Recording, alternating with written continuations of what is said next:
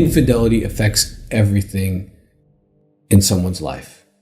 It affects them financially, past, present, and future, spiritually, their beliefs, emotionally, they're all over the place. Our research shows that many of the women, and we know men as well, go through PTSD if their spouse has been unfaithful. Doug Weiss built a reputation as a trusted voice, guiding countless couples with his words of wisdom. But behind the polished image and carefully chosen words, something shocking was brewing. What secrets has Doug Weiss been hiding, and why are so many people now questioning everything they once believed about him? From hidden financial trails to whispers of personal struggles, this is the side of Doug Weiss you were never meant to see. Stay tuned as we uncover it all. Doug Weiss built a name for himself as the man who could help save marriages on the brink of collapse. For decades, he stood on stages, in counseling offices, and on Christian TV, speaking about betrayal, sexual addiction, and intimacy issues. His voice was calm but firm, telling couples that healing was possible, even after the deepest wounds of infidelity. Doug didn't sugarcoat the pain people felt when their trust was shattered. He often compared betrayal to being hit by an emotional truck, reminding people that the trauma was real and could leave them feeling lost, fearful, and alone. He created resources like workshops and books to guide couples step by step through the journey of rebuilding trust. Doug emphasized that sexual addiction was real and treatable, and that betrayal didn't have to mean the end of a marriage if both people were willing to do the work. He introduced many to the idea of intimacy anorexia, explaining how withholding love, emotional connection, or physical intimacy could silently kill a marriage long before infidelity happened. Doug taught that these patterns needed to be addressed honestly, with accountability, if couples wanted true healing. People who attended Doug's intensives or read his books found hope. He gave them clear steps, like how to rebuild trust day by day, how to deal with triggers, and how to regain intimacy after betrayal. He wasn't afraid to talk about the hard topics, like deadbed syndrome or hypersexuality after infidelity, breaking down these struggles in a way that people could understand and not feel ashamed of. Doug reminded couples that it was normal to feel confused and angry, that it was okay to need help, and that healing would take time. He often shared stories of couples who came into his office broken and left with a new sense of hope, ready to fight for their marriage again. Doug's dedication wasn't just professional. It felt deeply personal to many who followed him. They saw him as someone who truly cared about helping families stay together. A man who believed that no matter how bad things got, restoration was still possible if both people were willing to try. His focus on honesty and accountability inspired many to face uncomfortable truths in their relationships. Doug didn't promise a quick fix, but he offered practical steps and faith-based encouragement, giving people the tools to rebuild what was lost. Over the years, countless couples credited Doug's teachings with saving their marriages, helping them move from a place of betrayal and pain to a place of trust and connection once more. Doug Weiss became more than just a counselor. He became a symbol of hope for many families. His work showed people that while betrayal is a heavy wound, it doesn't have to be the end of the story. It can be the start of a new chapter, one where healing is possible and love can be rebuilt, even after the hardest of storms. And I'm talking about, thought intrusions, difficulty sleeping, almost sometimes panic attacks, not wanting to go to certain places or being triggered by things, and all of that. Depression is real and amplified. And so sexuality can hugely be impacted. Now, research kind of goes both ways on this. So I think it's somewhat individual. Some men and women, they want to reestablish their marriage, and so they go to hypersexual. Maybe they've been having sex once or twice a week, but now they're having sex, 7 times a week. And they do that for months, and then it goes slowly back to what it was because they're trying to re-engage in the marriage. But that's hypersexuality. The other person can go to hyposexuality, which is kind of what you're experiencing as deadbed after infidelity, because there is no interest in sexuality. There's no interest in opening up my heart, my spirit, my soul, and my body to you, whether it's a man or a woman, because I don't trust you. For years, Doug Weiss built his platform on helping couples overcome betrayal, sexual addiction, and the devastation that comes with broken trust. He was the steady guide many turned to when their worlds were falling apart, believing in his message that marriages could heal even after the worst storms. But one day, Doug found himself in a storm of his own. No, he couldn't simply counsel himself out of, no matter how many tools he had shared with others. When news broke that Doug Weiss was going through a divorce, many people were stunned. The man who had spoken so often about fighting for marriage was suddenly facing the end of his own. For those who had trusted him, who saw him as a model of healing and restoration, it was confusing and painful to process. Questions started swirling. Was he a hypocrite? Did he fail to follow his own advice? Was there more to the story than people knew? Doug didn't share many details publicly, and perhaps that made it even harder for people to understand what was happening. His teachings had emphasized transparency, honesty, and accountability, yet during his personal crisis there was silence, and that silence left space for rumors. People wondered if the marriage had been struggling for a long time behind closed doors, hidden by the appearance of strength and wisdom Doug projected to the world. For some, the news of Doug's divorce was not just disappointing, it felt like betrayal. They had sat in his workshops, read his books, and followed his advice, believing in his message of hope and commitment. Seeing him walk through divorce made them question the validity of everything he had taught. If the expert couldn't save his own marriage, what hope was there for them? But life is rarely as black and white as we want it to be. Behind every teaching is a human being, and Doug Weiss, for all his expertise, is still human.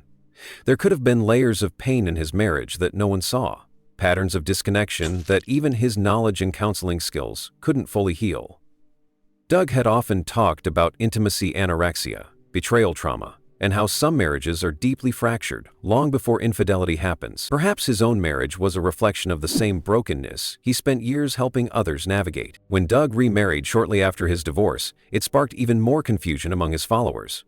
It seemed too fast, too sudden, and for some, it felt like a contradiction to the message of loyalty, accountability, and slow, intentional healing he preached. People began to question his credibility, wondering if the man who once championed restoration had given up too quickly on his own vows. Doug's remarriage also brought up another layer of discomfort for many people. In the Christian community, divorce and remarriage can be controversial topics, often carrying judgment and stigma. Doug had encouraged many to stay and fight for their marriages, to do the hard work of healing and rebuilding. Seeing him remarry so quickly raised questions. Had he truly fought for his first marriage? Was his new marriage a result of ignoring his own advice? Or was it possible that Doug, like so many others, had simply reached the limits of what he could endure? The reality is that we may never know the full story behind Doug Weiss's divorce and remarriage, and maybe that is how it should be. Marriages are complex, and the reasons they end are rarely simple. While Doug's situation created tension and disappointment for many, it also served as a reminder that even those who guide others need grace, healing, and understanding. Together, they become a stronger team than if each one. Now, in our book, Partner Betrayal Trauma, we do a lot of research there. It was a research project with women who've experienced infidelity. But in there, they did show that sexuality was impacted significantly. Another thing that is impacted is something called intimacy anorexia.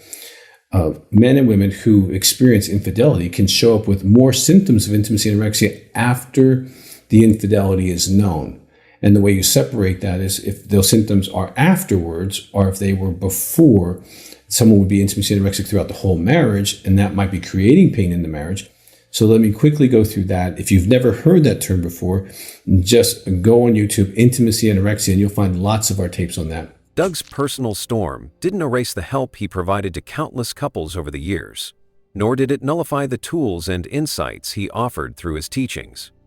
His divorce and remarriage, however, did highlight the reality that no one is immune to the difficulties of marriage, not even the experts. It showed that while knowledge is powerful, it does not guarantee immunity from personal struggle. For Doug, the journey through divorce and into remarriage likely came with its own pain, reflection, and challenges. Perhaps he faced moments of deep regret, questioning his choices and the impact they would have on his legacy. Perhaps he also experienced moments of relief, finding peace in stepping away from a situation that could not be healed despite all efforts. Doug Weiss's personal storm became a mirror for many, forcing them to confront the uncomfortable truth that leaders can fail, and that even those who dedicate their lives to helping others can find themselves needing the same grace and support they once offered. It became a test of how people would respond, with anger and rejection, or with compassion and understanding for a man who, despite his failings, had still helped countless lives. In the end, Doug's divorce and remarriage are not the end of his story. They are chapters that add complexity to his narrative, reminding us that life is messy and that even those who lead us are walking their own paths of learning, stumbling, and getting back up again. The personal storm Doug faced does not erase the truth of the teachings he shared. It simply shows that he, too, is on the journey, trying to figure it out, one step at a time. When a leader like Doug Weiss, who has helped so many people heal from betrayal and pain, faces a personal storm, it leaves people with questions they don't know how to answer. They want to know if they can still trust what they learned from him. They wonder if the truth he taught is still true now that his personal life has taken a different turn. This is not an easy place to be, but it's a necessary place for growth. It's where we learn to hold truth and questions together without letting one cancel out the other. Doug Weiss has spent decades teaching people about the damage betrayal can do in a marriage, about the importance of rebuilding trust, and about the hard work it takes to heal a broken relationship. Many couples credit him with saving their marriages, giving them hope when they felt hopeless, and offering them practical tools to move forward. His words and methods have been like a lifeline to people drowning in the chaos of infidelity and addiction. Then, the news of his own divorce and quick remarriage surfaced, and, for many, it felt like a punch in the gut. How could the man who taught so strongly about trust and restoration, who preached that divorce was not the first option, go through a divorce himself? How could he move on so quickly when he had spoken about the depth of pain and the need for time and healing? These questions are real, and it's important to say that asking them does not make you a bad person. It makes you human. This is where holding truth and questions together becomes essential. Truth does not stop being true because the messenger is imperfect. If the tools Doug taught you helped you rebuild your marriage, those tools still work. If the concepts of honesty, accountability, and emotional healing helped you find your way back to your spouse after betrayal, they are still valuable. The truth is not dependent on the teacher living it out perfectly, even though it would be easier if it were. At the same time, it is okay to hold questions about the teacher. It's okay to feel let down, disappointed, and even hurt. It's okay to wonder how to reconcile what Doug taught with how he chose to live. These questions are not signs of rebellion or bitterness. They are signs that you care deeply about integrity, about living out what you believe, and about seeking truth in every area of your life. Sometimes people think they have to choose between truth and questions. They think that if they ask hard questions about a leader, they have to throw away everything they learned from that person, or they believe that if they want to keep the truth, they have to ignore the questions and pretend everything is fine. But life is not that simple. Growth happens when we learn to hold both, allowing the questions to refine our understanding, while letting the truth continue to guide us. Holding truth and questions together means you can acknowledge that Doug Weiss's teachings have brought healing to many, while also acknowledging that his choices have caused confusion. It means you can appreciate the work he has done without ignoring the contradictions you see now. It means you don't have to idolize him or cancel him. You can see him as a human being who has both wisdom and weakness, just like all of us. It is also a reminder that while leaders can guide us, they are not the ultimate source of truth or healing.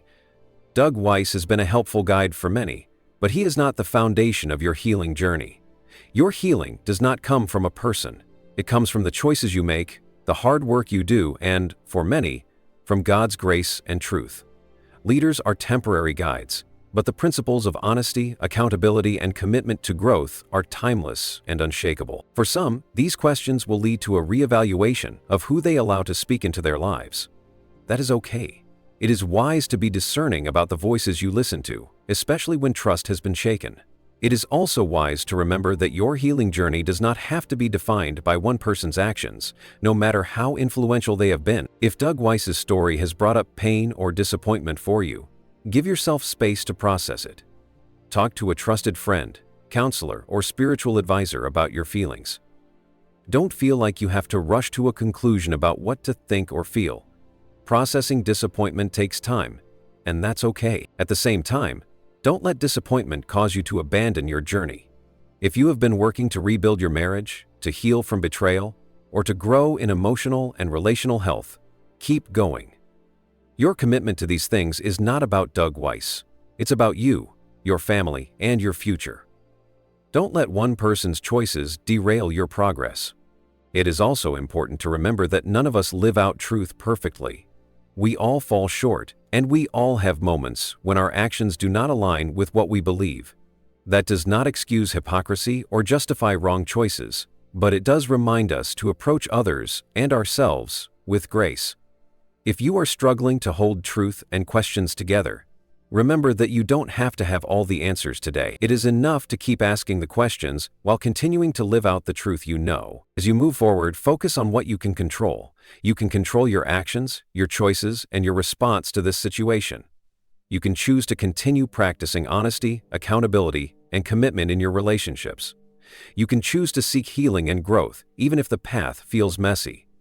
You can choose to hold leaders to a standard of integrity while also extending grace when they fall. Doug Weiss's story is a reminder that leaders are human, that truth remains even when people falter, and that holding both truth and questions together is a powerful way to grow.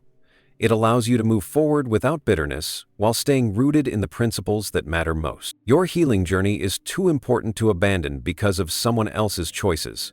Let this moment refine your understanding, deepen your commitment to truth, and remind you of the power of grace.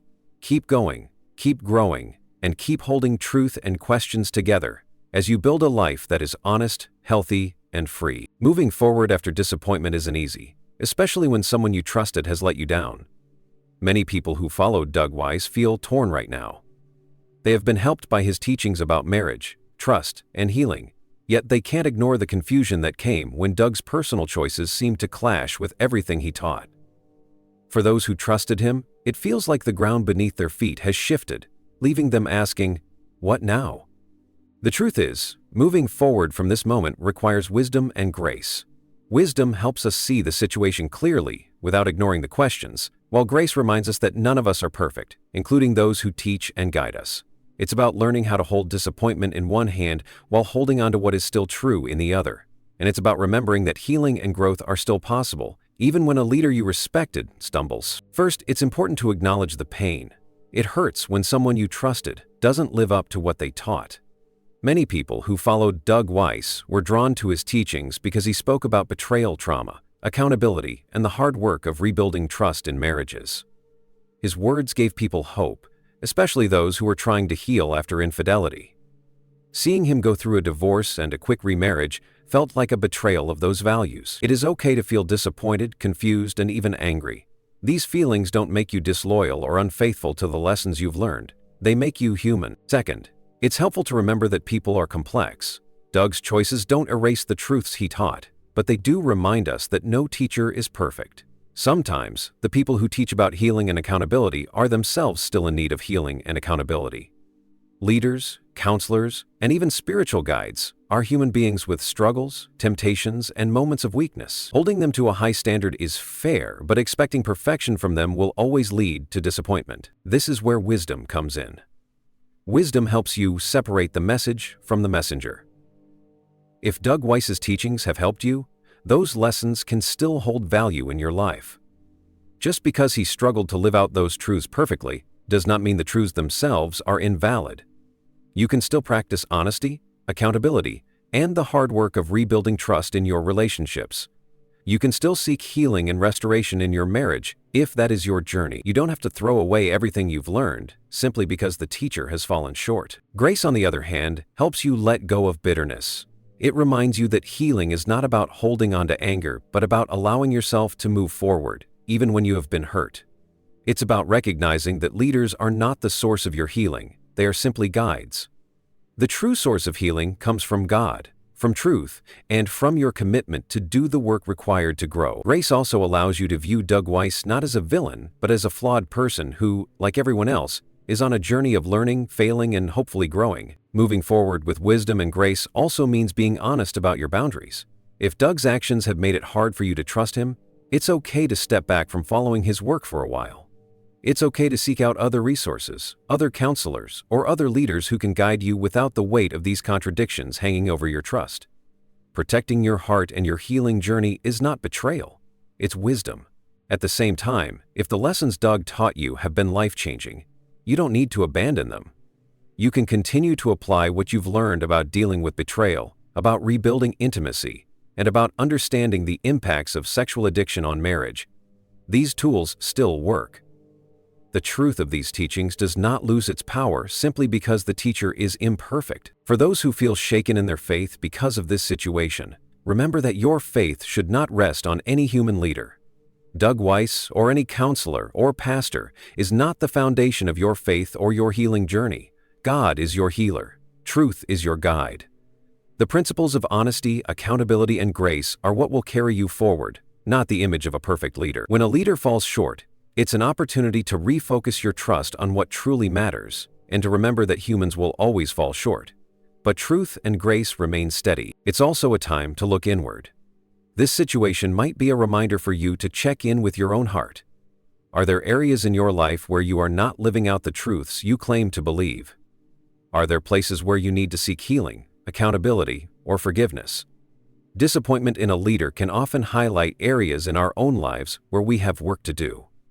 Not as a way to shame ourselves, but as an invitation to continue growing. If you are in a marriage that is struggling, remember that the work of healing is still worth doing. The principles Doug taught about seeking help, being honest about struggles, and working through betrayal are still valid. If you feel discouraged because of what has happened with Doug, let it remind you that even those who know the path can stumble, but the path itself remains. You can continue to fight for your marriage, your healing, and your growth, regardless of what any leader does. Moving forward with wisdom and grace also means praying for Doug Weiss and others in leadership. It does not mean ignoring accountability, but it does mean recognizing that leaders carry heavy burdens, and they need prayer and support, even when they fail. It is possible to pray for someone while also holding them accountable for their actions. This is the balance that grace invites us to walk in. In the days ahead, remember that your journey is your own. You can choose how you respond to disappointment. You can choose to keep the lessons that are true, let go of what no longer serves you, and continue walking forward with wisdom and grace. You can choose to be honest about your hurt while refusing to let it harden your heart. You can learn to hold truth and questions together, trusting that God can guide you even when leaders fail.